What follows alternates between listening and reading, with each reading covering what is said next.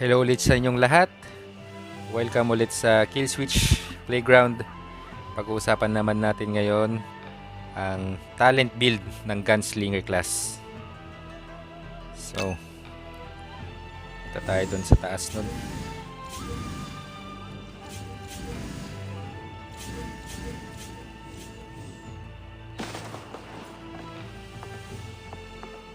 So, umpisa na natin. Bale, may tatlong klase ako ng build para sa talent. Yung una, player versus environment, pure damage o DPS. Susunod, player versus environment, tank type. Yung pangatlo, player versus player. Umpisa natin sa pure damage. Bale, sa level talent C, nilagay ko dito precision strike. Isang critical nagbibigay ng isang precision strike. Ang ginagawa doon, tinataas niya yung crit damage mo by 6% for 10 seconds.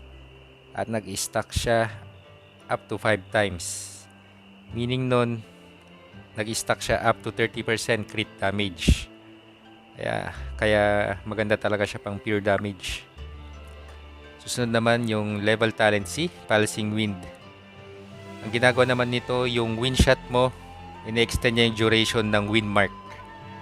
Bale, ang wind mark, ang ginagawa niyan, yan yung kapag ginamit mo tong wind shot, mas mataas ang chance na magkaroon ng wind mark. Tapos ang ginagawa ng wind mark, nagbibigay siya ng energy, sa kaya ginagawa niya yung AOE, yung mga tira mo. Ginagawa niyang area of effect, yung mga tira mo, kaya maganda talaga ang Gunslinger for DPS. Maganda yung Pulsing Wind para mas mabilis yung pag-regen ng energy mo. Kaya Pulsing Wind dito kasi walang bigay na energy to, medyo mabagal. Kapag itong ginamit natin, Charge Implosion, ito yung nagbibigay ng double energy on critical. Pero since hindi yan yung ginamit natin, kailangan natin ng mabilis din na regen ng energy. Sunod naman dito sa level talent A, yung Fragment Mine. Kapag sumabog yung landmine mo, nagbibigay siya ng 10% critical rate for 5 seconds. Itong nilagay ko, hindi itong sneak attack. Kasi ang maganda rin tong sneak attack. Ang ginagawa nito kapag after ka ginamit yung invisibility mode mo, within 5 seconds tataas yung critical rate mo din by 30%, tapos may super armor. Maganda din naman to. Pero ito kasi ginagamit ko, mas mabilis yung cooldown ng landmine. Ito. Mas mabilis ang cooldown niya. 30-second cooldown, tapos yung cooldown naman ng camouflage 40 seconds. Mas nagagamit ko yung Fragment Mine. Sunod naman yung level talent S, Focus Bombardment. Ang maganda dito, yung hit blast mo 3 beses tatama yan sa kalaban. Pero hindi siya 100% na damage. Magre-reduce siya by 80%. Pero yon 3 beses. So, bale parang 240%. Kaya mas okay siya. Kung titingnan mo din naman kasi medyo matagal yung cooldown nito, 75 seconds. Kaya maganda to for player versus environment. Isod naman natin yung PvE, tank type. Bale, ang pinalitan ko lang dito yung level talent A, Concealment. Kapag stealth camouflage ka, for 6 seconds, minus 50% damage reduction. Nilalagay ko to kapag sobrang hirap nung mga dungeon o yung mga code run. Parang yung unang lumabas sa amin yung bagong dungeon, Bronze Hard 5. Sobrang hirap nun. Hindi pa namin kasi alam yung mechanics, kaya ito yung ginamit ko, nabuhay ako dahil dito. May pangtakas ako sa pakunat. So, ayun. Pero ngayon hindi ko na siya masyadong ginagamit. Naka-focus ako sa pure damage since alam na lahat ng mga mechanics ng current dungeon. Sunod naman natin yung player versus player. Ito ang halos lahat na palitan. Hindi halos lahat. Lahat na palitan. Sa level talent C, ilagay ko dito yung charge implosion. Bawat normal attack mo, yung wind shot saka yung wind blast nagbibigay ng energy, double energy per crit. Ibig sabihin niyan napakabilis ng regen ng energy mo. Kasi kapag PvP, lagi mo tong ini-spam, pulse bomb. Kapag yun ang nilagay mo, every cooldown nagagamit mo to. Yun ang maganda. Kaya yan ang nilagay ko. Sunod naman sa level talent B, explosive rounds. Bali ang ginagawa niyan, yung pulse bomb deals 150% damage. So talagang nakafocus ako dito sa pulse bomb. Ito kasi ang ating main skill kapag PvP. Kasi ito yung pinakamabilis na cooldown, saka ito yung pinakamasakit.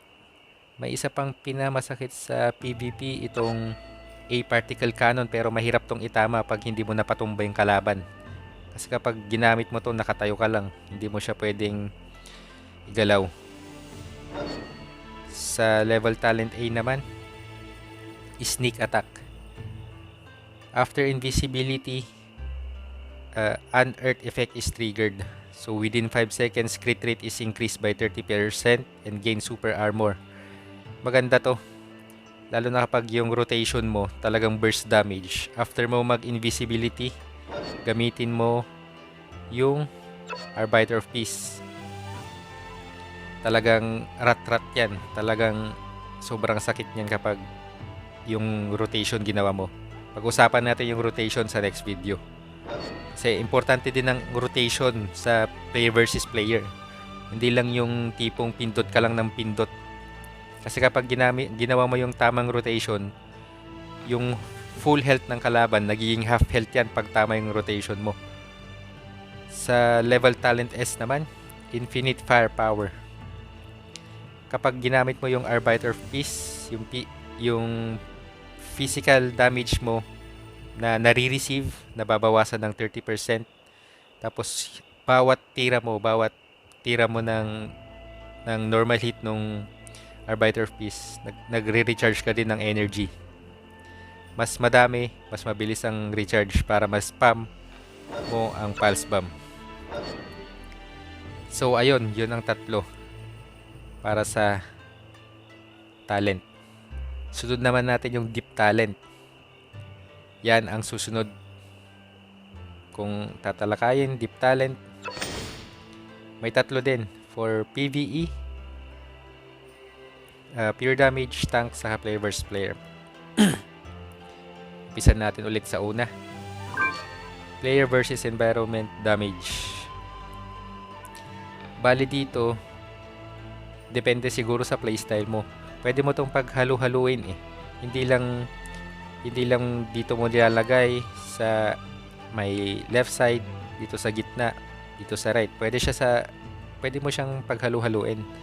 Balang ginawa ko dito sa pure damage, yung critical damage ko, minax ko.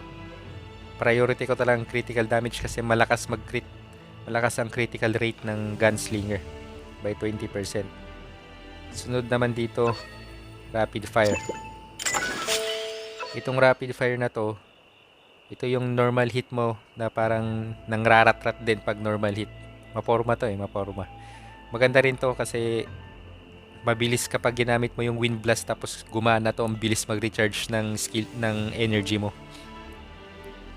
Sunod naman dito sa gitna, pang pure damage din, Sniper's Soul. Every 1 meter increases damage by 0.5% up to 5%. Kaya minax ko rin siya, talagang damage. Tapos ito, sinunod ko naman ito, Armor Piercing Shell. Bale yung physical defense ng kalaban nagdi-decrease ng 1035. 15% chance to reduce target physical defense. So ayun, yan yung aking pure damage na deep talent. Sunod naman natin yung sa player versus environment tank. Halos wala rin nagbago. Kasi yung unang nilagay ko dito, yung tank mode ko talagang pang takbo eh. Yung una, itong naka-priority sneak attack. Increase speed while invisible. Para mabilis ka makatakas. Pero ngayon pinalitan ko na since yun na nga. Alam ko na yung mga mechanics ng run. Siguro pag lumabas ulit yung bagong dungeon ng level 85, gamitin ko ulit to para mas may chance ng survivability. So naman natin yung player versus player. Dito ako nag-priority sa right side. Saka sa gitna. Bale, pinagdi-decide ko kung anong imamax ko eh. Itong target, itong critical damage or itong increased damage every 1 meter. Yan ang pinag-iisipan ko. Pero naisip ko kasi na itong critical damage depende sa critical rate mo. Depende lang sa mga para lang sa critical mo. Kaya itong inuna ko kasi lahat ng tira mo normal hit, yung mga multi-hit mo nadadagdagan depende sa layo mo. Tapos dito, itong pinaka-importante sa PvP, itong tatlong to. Bale, increases hit rate by 10%. Sobrang importante nito lalo na sa mga kapag kalaban mo Blade Master. Ang taas ng dodge rate nila. Halos di ka tumatama, kaya ang laking tulong nito. Sunod naman, yung orbital bombardment hit percent increase. Sa PvP kasi ang hirap itama nung hit blast. Yung parang missile na tatama sa kalaban. Ito kapag meron ka nito, additional 100% hit rate. Kahit gumagalaw yung kalaban, may chance na matatamaan siya. Tapos, heavy firepower. Yung sa Arbiter of Peace mo, increase 20% chance to reduce target movement speed by 20% for 3 seconds. Tapos, ini-increase niya yung damage mo by 20%. So, ayan. Yan yung para sa player versus player. Sabi ko nga sa nakaraan kong guide, walang perfect build. Walang number 1 build. Depende talaga sa playstyle mo. Ayun. So, comment nyo lang kung ano pang next na pag-usapan natin para magawan ko ng video. So, yun na yun. Thank you ulit sa pakikinig. Please like, share, and subscribe. Support natin channel.